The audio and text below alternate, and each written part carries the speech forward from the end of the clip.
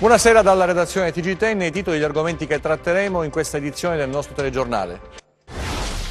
Il decreto speciale sulla sanità in Calabria presenta un'unica novità, l'aumento degli stipendi ai commissari, la denuncia del presidente Oliverio questa mattina in conferenza stampa a Catanzaro. Tempi lunghi per la realizzazione dei nuovi ospedali calabresi. Entro il 2022 dovrebbero essere pronti i nosocomi di Vibo e della Sibaritide. Nel 2023 l'ospedale di Gioia Tauro. Necessitano infine 6 anni per Cosenza e Catanzaro. Associazioni, istituzioni e donne impegnate in politica al fianco di Flora Sculco dopo la bocciatura in Consiglio della proposta di legge sulla doppia preferenza di genere.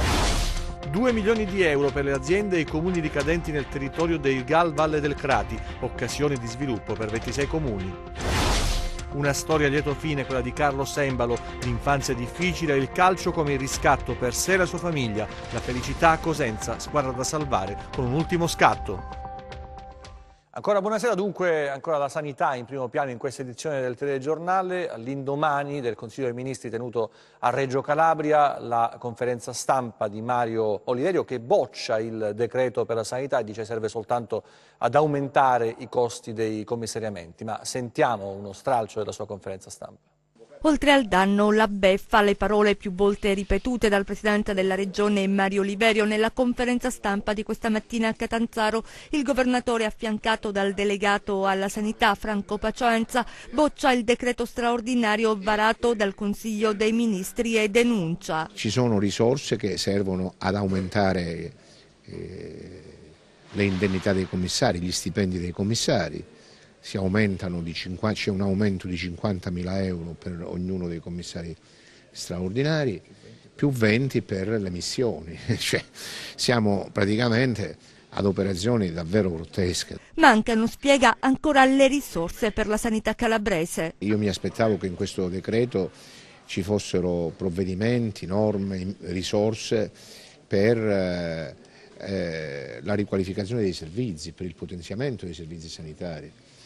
Noi, come è noto, abbiamo una situazione per cui tantissimi calabresi sono costretti ad andare fuori dalla Calabria per la tutela e la cura della salute e la Calabria paga 320 milioni di euro appunto alle altre regioni per la mobilità sanitaria.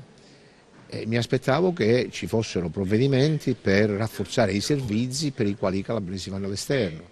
Non c'è una norma, non c'è un solo euro in questa direzione. Per il governatore si tratta solo di propaganda. Purtroppo c'è la constatazione di un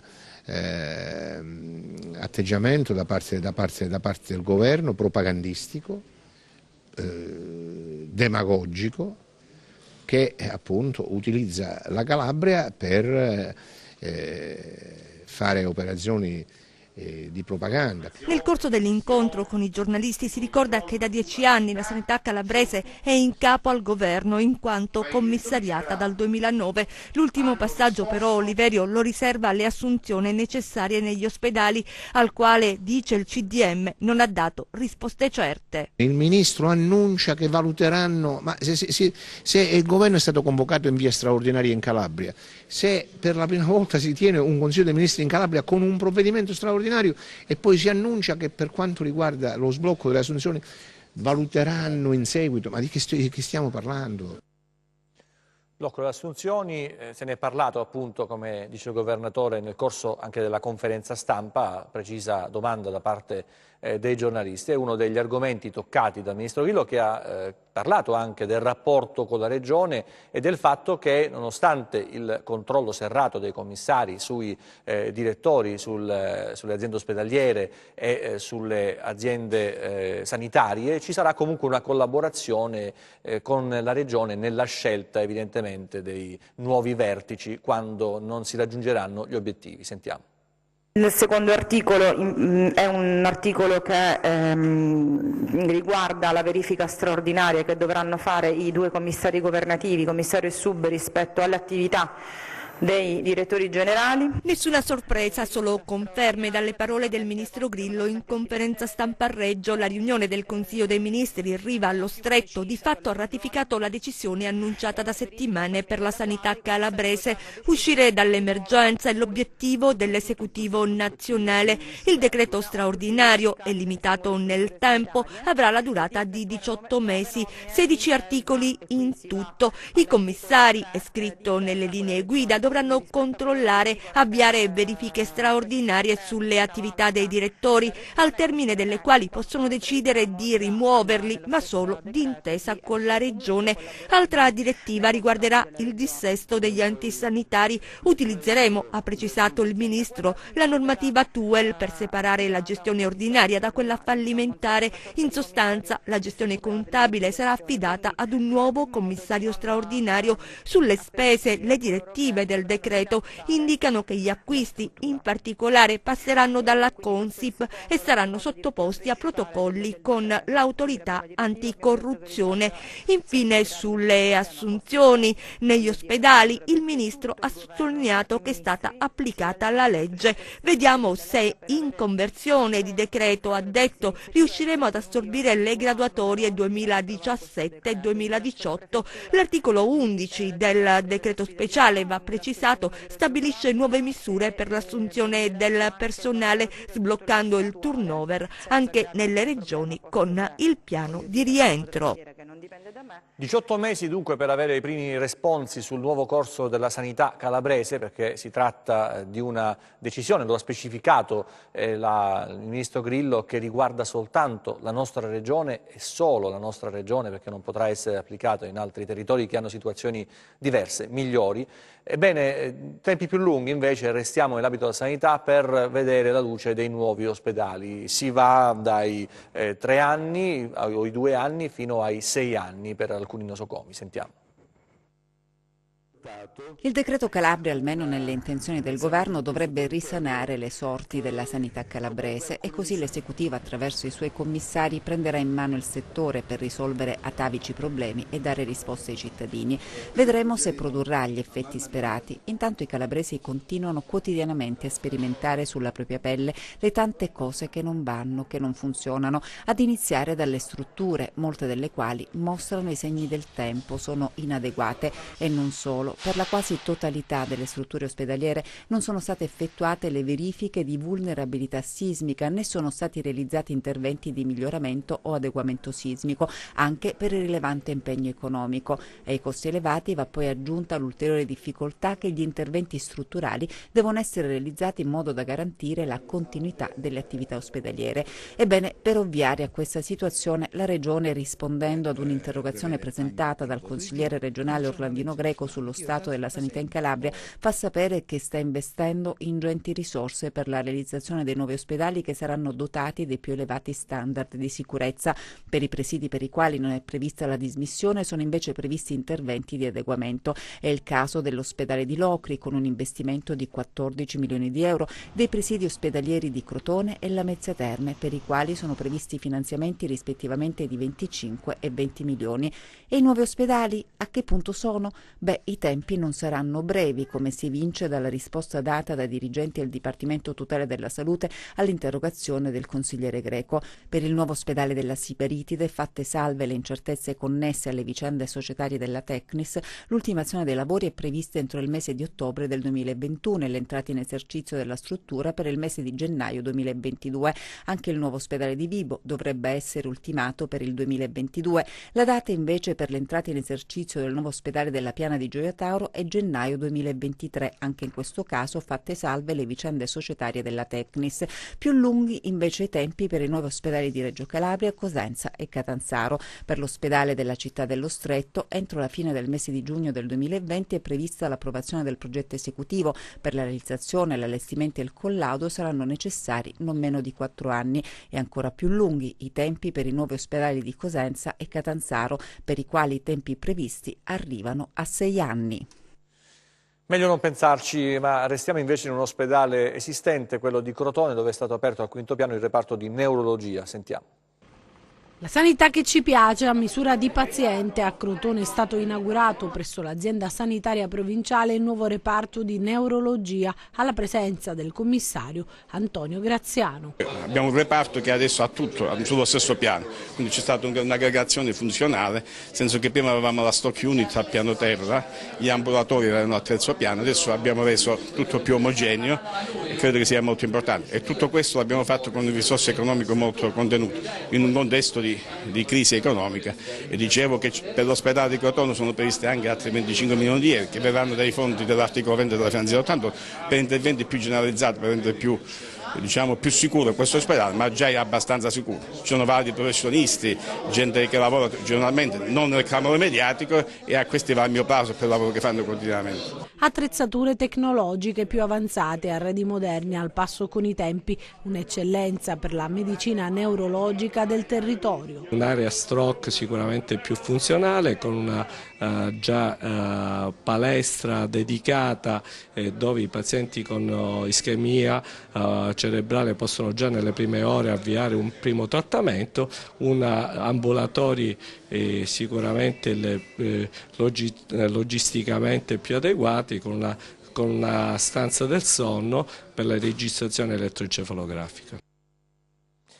E adesso associazioni, istituzioni e donne impegnate in politica che sono al fianco di Flora Sculco dopo la bocciatura in Consiglio regionale della proposta di legge sulla doppia preferenza di genere. Sentiamo. Non demorde Flora Sculco dopo la bocciatura in Consiglio regionale della proposta di legge sulla doppia preferenza di genere, anzi rilancia e prova a dare un'ulteriore spinta alla battaglia. Non posso negare di aver avvertito una profonda delusione e amarezza per quanto è avvenuto, tuttavia ritengo che la Calabria non debba a sua volta ritenersi sconfitta per questa bocciatura, ma che anzi debba rilanciare. È così grande e diffuso il desiderio dei calabresi, donne e uomini, che ritengono che questa proposta di legge debba essere approvata al Consiglio regionale, che non può essere assolutamente disatteso. Ecco perché io ritengo che bisogna intanto rilanciare e tentare, almeno fino a conclusione di questa legislatura, questo lo farò per quanto mi riguarda, tentare di approvare questa proposta di legge. Dunque io riprenderò il percorso che è richiesto nelle commissioni consigliari, per poi richiedere ancora una volta la calendarizzazione e la discussione in Consiglio regionale. Associazioni, sindacati e istituzioni sono stati invitati dalla consigliera regionale alla mobilitazione più larga. Non è una sfida di una sola parte politica, sottolinea la Sculco, ma è una battaglia di democrazia. Il fatto che la Calabria non sia adeguatamente rappresentata lo dimostra il fatto che in Consiglio regionale siede un'unica donna, che è la sottoscritta. Questo non fa bene alla Calabria e non fa bene al popolo calabrese. Noi dobbiamo assolutamente scrivere una nuova pagina innovativa nella nostra regione, e questa proposta di legge può farlo. In tanti hanno deciso di sostenerla e di sensibilizzare il mondo politico e non solo. Quello che è accaduto giorno 15 presso il Consiglio regionale è un atto che veramente ha lasciato tutte le donne calabresi attonite, però nello stesso tempo le ha caricate, perché continueremo con forza a chiedere l'adozione della legge doppia preferenza di genere, perché non è altro che il riconoscimento di un diritto civile, riconoscere le capacità delle donne calabresi alla pari degli uomini calabresi. Solo quella proporzione che è già legge dello Stato e che non viene applicata solamente in Calabria e forse in altre 2 regioni. Invito i nostri consiglieri regionali tutti a rivedere le proprie posizioni, ognuno per la propria competenza, e a riportare avanti faremo riproporre questa legge proprio per dare la possibilità di adeguarci a quelle che sono le normative nazionali e le normative italiane. C'è un'occasione di sviluppo per 26 comuni, 2 milioni di euro per le aziende e i comuni ricadenti nel territorio del GAL Valle Crati. Sentiamo. Opportunità e sviluppo sono le parole d'ordine per 26 comuni ricadenti nel territorio del GAL Valle del Crati. 2 milioni di euro di nuovi finanziamenti per aziende ed enti. Si è parlato di questo a Luzzi di fronte agli operatori economici, alle associazioni di categoria e agli amministratori pubblici, che sono stati così informati circa le prime risorse economiche messe a disposizione e incluse nel piano di azione locale dall'area leader di riferimento. Le amministrazioni possono effettuare investimenti per interventi utili alla popolazione locale per 25.000 euro per ogni comune, quindi per un ammontare totale di 650.000 euro. Risorse importanti per un GAL che è sempre a servizio delle imprese, ma in questa programmazione abbiamo pensato anche alle amministrazioni comunali, anche per rafforzare e cementare la presenza di questi comuni a fianco al nostro GAL. Risorse pubbliche che il GAL ha messo subito a disposizione, che tradotto significa che i beneficiari di questi fondi attiveranno sul territorio progetti per un ammontare di 4 milioni di euro. Una politica di partecipazione virtuosa di tutte le componenti pubbliche e private, discriminando fortemente già nella fase di progettazione ogni genere di frammentazione o di contrapposizione localistica. Questa è la mission. Un momento di sviluppo per il territorio, ma anche di evidenza della grande capacità programmatica e attuativa interna a tutte le componenti del GAL. Abbiamo messo insieme a sistema tutti i GAL calabresi, sono 13, abbiamo detto che tutto il territorio calabrese deve essere ricoperto dall'opera dei GAL, mentre nella scorsa programmazione c'era quasi il 50% del territorio calabrese dove i GAL non c'erano. Oggi abbiamo fatto questa sfida, l'abbiamo vinta, tutto il territorio calabrese viene ricoperto dalla funzione del GAL. E poi abbiamo detto dobbiamo fare un progetto strategico insieme e si sta facendo con i GAL un progetto di cooperazione, quindi di sviluppo. Il Tribunale del Riesame di Reggio Calabria ha confermato il divieto di dimora a Riace per il sindaco sospeso Domenico Lucano nell'ambito dell'inchiesta Xenia della Procura della Repubblica di Locri sui presunti illeciti nella gestione dei migranti. Il 27 febbraio scorso la Corte di Cassazione aveva annullato l'ordinanza con cui il Riesame aveva respinto il ricorso dei difensori di Lucano, rinviando gli atti per una nuova pronuncia al Tribunale che stasera ha confermato il divieto. Tribunale del Riesame invece favorevole agli indagati della inchiesta Platone. Il Tribunale della Libertà ha revocato le misure degli arresti domiciliari disposte il 27 marzo scorso nei confronti di Filomena e Saverio Greco e Giuseppe Fanigliulo. Sentiamo. Il Tribunale della Libertà di Catanzaro ha revocato le misure degli arresti domiciliari disposte il 27 marzo scorso nei confronti di Filomena e Saverio Greco e di Giuseppe Fanigliulo nell'ambito dell'inchiesta Platone relativa alla presunta edificazione abusiva di un ospedale privato a Cariati. Ridimensionate le misure per gli indagati, difesi dagli avvocati Enzo Belvedere del Foro di Cosenza e Giuseppe Labonia del Foro di Castrovillari. Per il sindaco adesso vige il divieto di dimora. Per Saverio Greco e Fanigliulo è stata adottata l'interdittiva temporanea del divieto di esercitare la professione. Il Riesame ha accolto il ricorso presentato dall'avvocato Francesco Nicoletti, rimettendo in libertà il 70enne Cristoforo Arcovio, coinvolto nell'inchiesta della Procura di Castrovillari che vede indagati pubblici amministratori del Comune di Cariati e imprenditori con le accuse di corruzione, abuso d'ufficio, turbata libertà degli incanti e abusivismo edilizio. Altre storie, altre notizie, i nostri 30 secondi di cronaca, vediamo.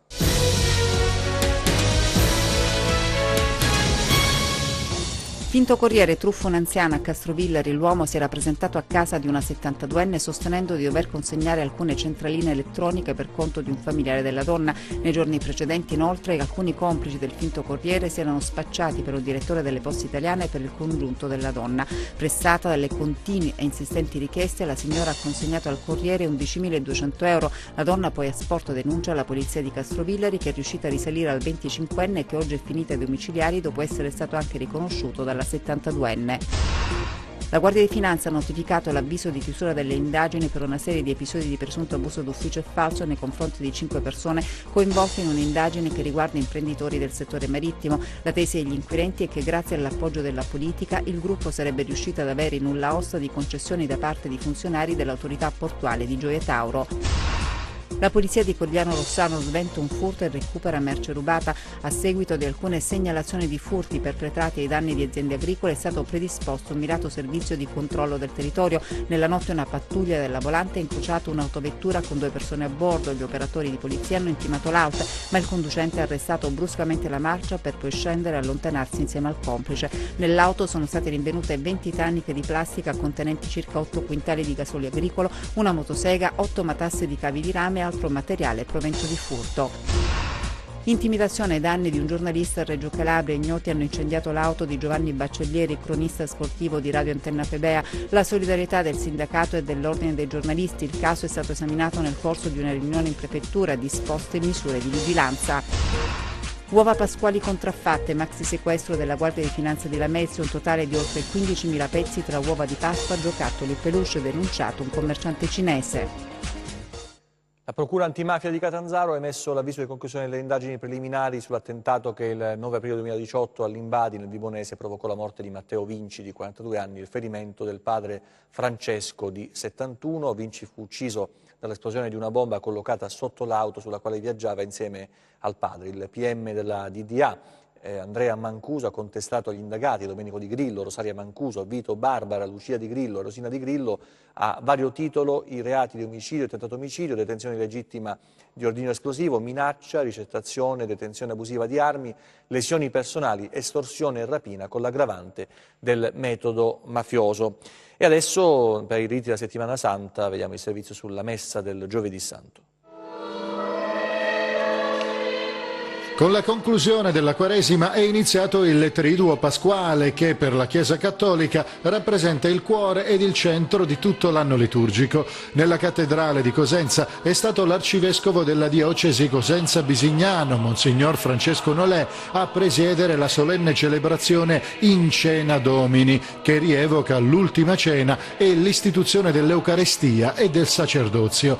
Durante la celebrazione si è svolto il rito della lavanda dei piedi, in memoria dell'ultimo atto che fece Gesù prima di essere condannato. Oggi ricordiamo l'ultima cena, Gesù che rimane nell'Eucaristia, però preceduta dal servizio, dalla lavanda dei piedi agli Apostoli, che significa lavanda a tutta l'umanità. E poi dal tradimento di Giuda, e quindi comincia tutta l'agonia, il processo, la condanna e la morte, e finalmente sabato notte e domenica la risurrezione del Signore. Questa è la nostra speranza e la nostra fede. Nel corso dell'omelia il presule ha richiamato l'attenzione dei fedeli sul messaggio di misericordia, pace e amore consegnato all'umanità da Gesù Cristo.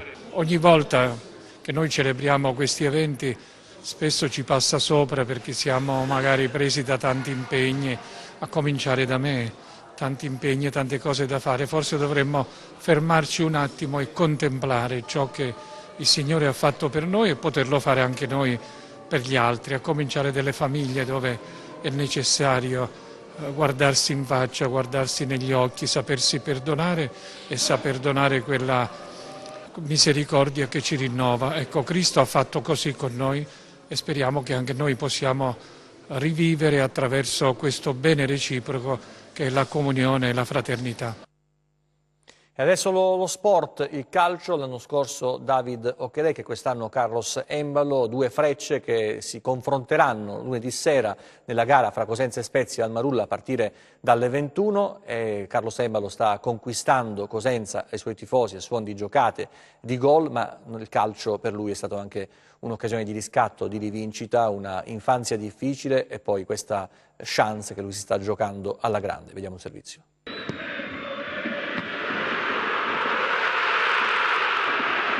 Un ragazzo con i piedi per terra, che però, quando serve, sa volare in alto. Per Carlos Embalo non si può parlare di scoperta, perché nel suo passato ha avuto altri momenti d'oro, ma il suo arrivo a Cosenza sembra avergli cambiato la vita. Dai margini del Palermo, al centro del progetto rossoblu, giocate, gol e quell'entusiasmo che sembrava svanito. Il mio primo obiettivo, prima di arrivare qua, è di giocare, divertire e cercare di aiutare la squadra, perché gli serviva, ho visto pure che serviva una mano, sto provando, sto impegnando, sto cercando di farlo. È una città, una tifoseria che era quasi tutti hanno fiducia in me. Io cerco sempre di fare il mio meglio, spero anche se un giorno rimane, però non si sa mai. Però spero alla fine che cosa succederà, perché io mi trovo bene, anche la mia famiglia. La felicità di oggi è inversamente proporzionale al dolore e ai sacrifici che Carlos ha affrontato durante la sua infanzia. 9 fratelli, la perdita del padre, la povertà, una storia a lieto fine che ne ha fatto una persona forte, riconoscente nei confronti di chi lo ha aiutato e desiderosa di dare ai suoi familiari quel benessere che da bambino non ha conosciuto. È una cosa un po' positiva per me, perché mi ha insegnato tante cose nella vita. Mi sono cresciuto, mi fa capire che nella vita non va sempre una cosa buona, perché sono cresciuto in un paese che ha tante difficoltà. Poi ho capito tanta cosa, poi ho trovato una famiglia qua, ho fatto una famiglia qua, ho un figlio meraviglioso che spero di non passare quelle che ho passato. Io cercherò di fare di tutti perché io non voglio neanche ricordare, è una cosa bruttissima. Però io ho sempre pensato che quando avrò un figlio farò di tutti per non passare quello che ho passato. Le prossime partite saranno decisive per il futuro del Cosenza. L'attaccante guineense ha già nel mirino lo Spezia e dimostra di avere le idee chiare su come affrontare questa e altre sfide. Sicuramente dobbiamo finire queste 4 partite, dobbiamo fare come se fosse l'ultima della nostra vita. Quindi è una partita molto importante anche per noi, per la nostra carriera come calciatore, giocatore di pallone. Quindi dobbiamo affrontare tutte le partite come se fosse l'ultima, dobbiamo giocare come stiamo facendo adesso e dobbiamo dare un po' di più. In bocca al lupo a Embalo e adesso le previsioni del tempo per le prossime ore.